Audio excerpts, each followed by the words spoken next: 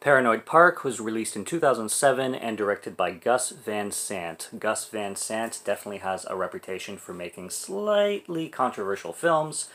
He also has a reputation, kind of an infamous one, for directing the Psycho remake, which is basically shot for shot, which is basically everything that people don't like about it. I have not seen it. I think Psycho 1960 is one of the best suspense horror movies ever made and influenced everything. So remaking it was kind of pointless, especially if you're just doing frame for frame. So it doesn't sound like anything that would interest me anyway, but I have not seen it myself, so I don't know.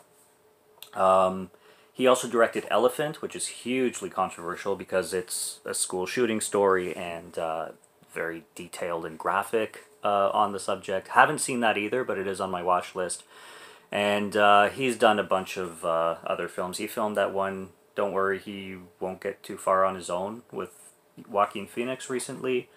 Bunch of other stuff. He has a good resume of films. But Paranoid Park is actually one that slipped me completely, because this is a film that in 2007, I was 18, that these are the type of films that drew me in. Like, I would compare this to like Mean Creek, which I watched in high school and fell in love with. 13, which I watched in high school and fell in love with. You know, films that have to do with really dark subject matter and have to do with high schoolers, basically. And Gus Van Sant really knows how to develop a world around young kids and actually get young actors, like teen actors. The kid was, I think, 15 when he did this, which would be close to my age, because he was born in 91. I looked him up. I'm like, there's no way this kid's an adult. So I looked him up. He was born in 91, which would make him 16. Or, yeah, 16 when the movie came out, 15 probably with shooting. But yeah, Gus Van Sant, like, I could see Gus Van Sant, like, if he was to remake, a film like Stand By Me, I think it's a Stephen King story, Stand By Me. I forget who directed it, and I've never seen it, but if Gus Van Sant like took on a remake project of that movie, I think it would just be wild because of his vision and his ability to, you know, write stories that revolve around, you know, young tight friendships kind of thing. But anyways, getting ahead of myself. Paranoid Park is definitely that style of film that I really, really liked when I was young.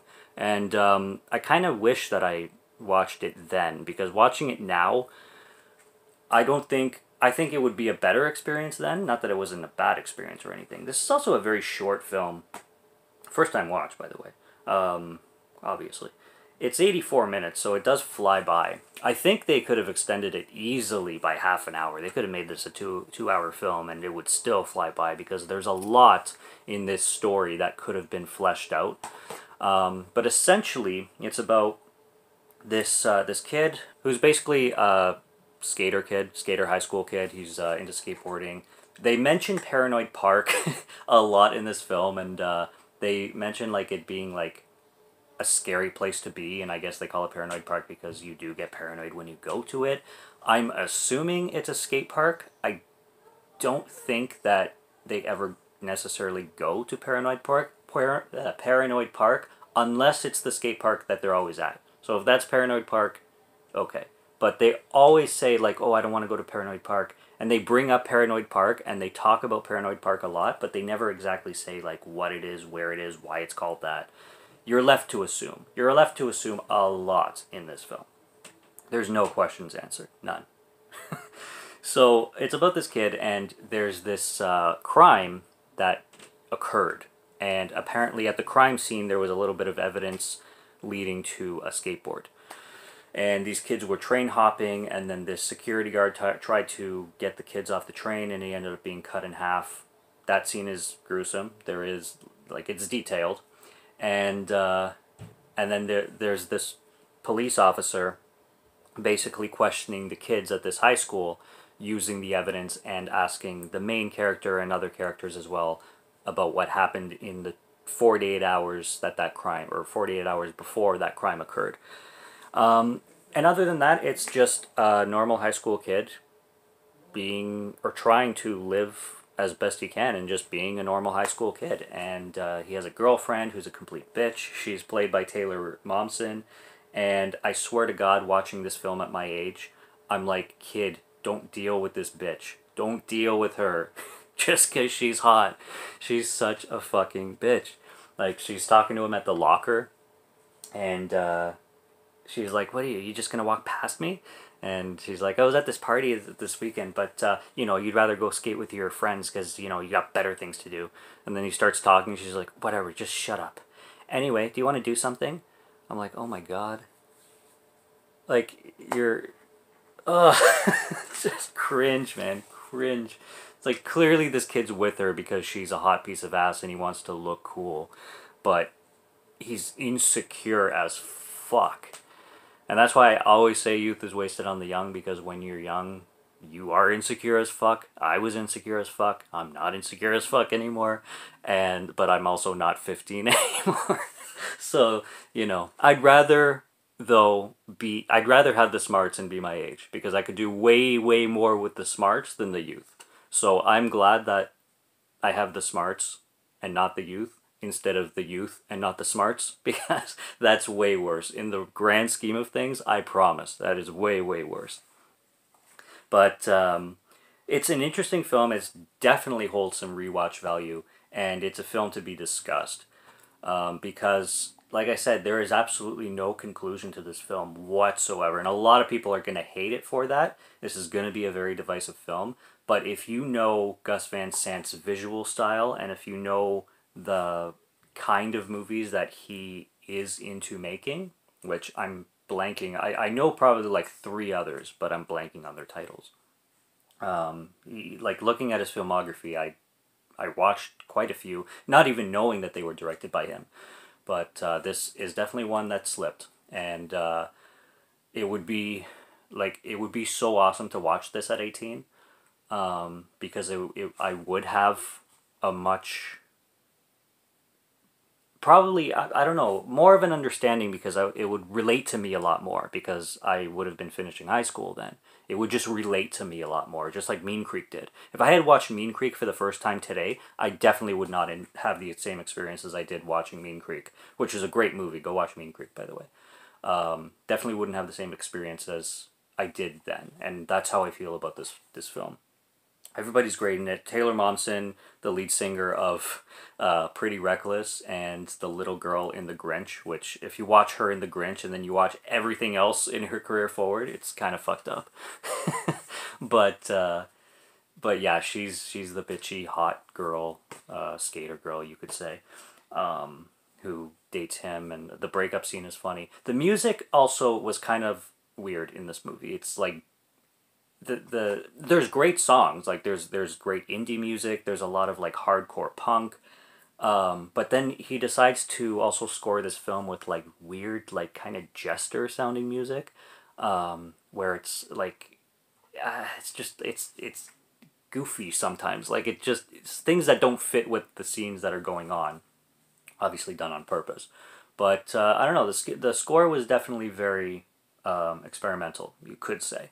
And other than the really cool songs that would pop up every once in a while, it definitely seemed like random choices. But that's what you're going to get with Gus Van Sant. And the visuals. I mean, 10 out of 10 on the visuals. And the cinematography, oh my God.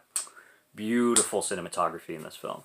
So there would be a lot more to talk about after a few watches for sure. But for my first experience, as of now, I gave this a 3.5 out of 5. I had a really great time with it. Such a good time with it that I wanted more. Like, I wanted an extended version of this film. But you know what? It's also, maybe that would diminish it, because this is the type of film that is supposed to leave you with all questions and no answers. And really get you into the headspace of this kid, because this kid is paranoid, as the title says, through the entire thing, because he knows he was there at the crime scene. And he just has to, like, he has to live with this in his conscience and not know what's going to come out of it, because anything can come out of it. But, you know, this is a spoiler review, so whatever. The cop, who's investigating this stuff, I was shocked to see that nothing came out of that, because he's questioning the kids, he's interviewing each of them through, like, more so at the beginning of the film, but then he disappears about 35 minutes in and doesn't come back at all.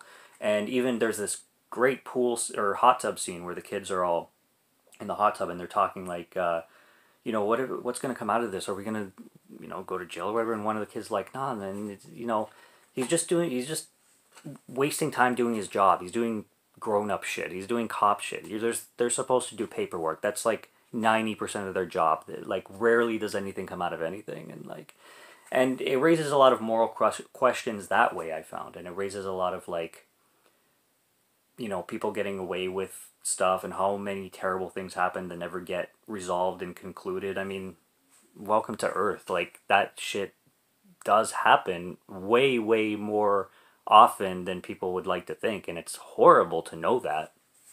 But I think that's a big plot point that this film wants to touch on, is morality and what's right and wrong, and what do you do when something tragic happens but nothing comes out of it. There's a few movies that maybe touch on it better, maybe for some people touch on it worse. Like, a big film that comes to mind is Trust, with Clive Owen and Kathleen Keener. Great moral dilemma in that one. I won't spoil that movie for anybody who hasn't watched it, but Trust with Clive Owen and Kathleen Keener is a great film that also deals with the same kind of moral subject, like what do you do when justice isn't served, kind of thing. So, but, the kid being, whatever, 15 years old in the movie, just wants to live a normal life, and with this huge dilemma in it now, like, where does it go? And I like how the film doesn't spoon feed you with the answers, kind of leaves the audience making up the answers for their own and according to their own experiences. These films work for me so much because everybody that you'll ever meet has a different life experience and would react in different ways. So everybody's going to have an opinion on everything, like morally, what's right, what's wrong, what's good, what's bad. Nobody is the same in that kind of scenario. There we go. But yeah, that's my first time watching Paranoid Park, and that's basically my thoughts on it. I really don't want this one going on too long, so subscribe to Morgan Film Fan if you'd like to listen to my voice, or if you like my film reviews. I'll be back with more when I can. Subscribe and watch my other content if you're interested. Until next review, take care and cheers.